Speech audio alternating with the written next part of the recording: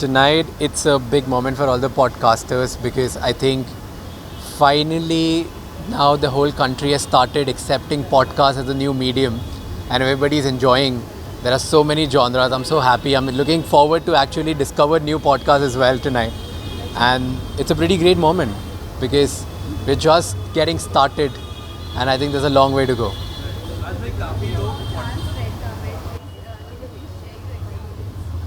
Everything was great there. I think the whole idea was to go there, understand, what the whole culture is, what different parts of the world is celebrating in the movie world, and spread awareness around the world. And I really loved that finally our Indian movie, they won the award there. So that was a pretty exciting moment. Sure, you were saying something. या राज भाई काफ़ी लोग podcast में आ रहे हैं हाँ जी. आप करते थे फिर रणवीर थे और बहुत सारे लोग थे काफ़ी लोग पॉडकास्ट में आप शुरू कर सकते काफ़ी 20, 22, 23 साल के लौंडे भी आजकल शुरू कर चुके हैं podcast what do have to say on that change कितना आ रहा है और कंपटीशन कितना बढ़ गया आप लोगों के लिए I don't think competition at all बढ़ा है. आई थिंक अभी 1000-5000 और पॉडकास्ट आने चाहिए, उसके बाद ही चेंज एक्चुअली बड़ा बनेगा. इतनी बड़ी कंट्री है, 150 करोड़ लोग हैं इधर और उनमें सिर्फ क्या 15, 20, 50 पॉडकास्ट थोड़ी चल सकते हैं. सो आई थिंक अभी तो बहुत कम है और बहुत बड़ा मार्केट है. इनफैक्ट बहुत बड़ा मार्केट अनटैप्ड है जिनके पास आज तक फ़ोन नहीं पहुंच पाया है. तो जिस दिन उनके पास फ़ोन पहुंचेगा, इंटरनेट पहुंचेगा, फिर उसके बाद उनके पास सही बातें पहुंचेगी उनके इंटरेस्ट की. So I think there is a long way to go. मुझे लगता है 20-22 साल के आई थिंक 17, 18, 19 सबको स्टार्ट कर देना चाहिए.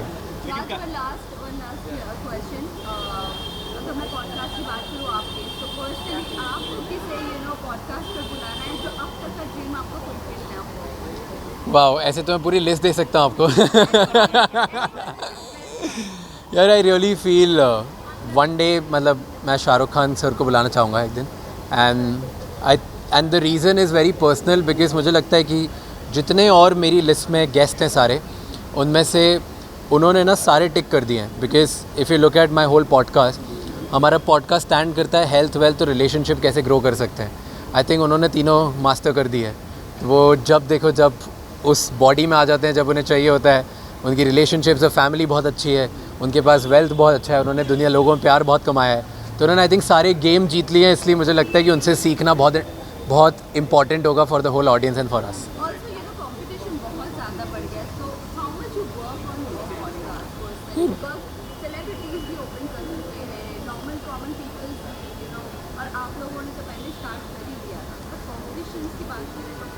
मुझे नहीं लगता कंपटीशन बढ़ा है. I genuinely don't think so. अगर आप देखो कि कंपटीशन बढ़ा है, आप ऐसे बोल रहे हो, लोग भी तो कितने सारे हैं जो कभी पॉडकास्ट सुनते नहीं थे, सुनने लग गए.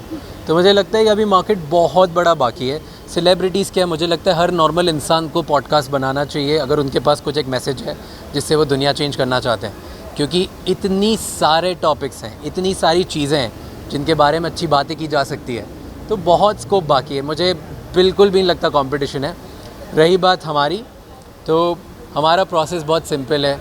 हम लोग हर पॉडकास्ट से पहले और बनाने के बाद एडिटिंग के टाइम पे भी सिर्फ एक ही चीज़ ध्यान रखते हैं, क्या इस पॉडकास्ट के थ्रू हम किसी को कुछ सिखा सकते हैं. अगर हम नहीं सिखा सकते तो हम वो पॉडकास्ट ही नहीं बनाते और यहाँ तो डिलीट कर देते हैं.